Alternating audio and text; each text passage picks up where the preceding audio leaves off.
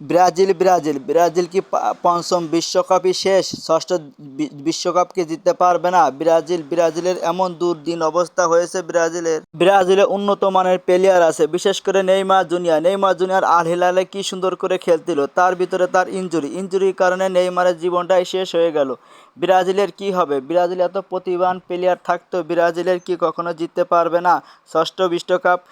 শোনা যাইতেছে নেইমার নাকি এখন স্কোয়াডে ফিরবে। নেইমার জুনিয়র যদি ঢোকে তাহলে 25 তারিখে দল ঘোষণা করা হবে। কার্লো আনচেলত্তির অধীনে নেইমারের নেইমার তার শৈশব ক্লাব সান্তোসে ফিরে গেছে।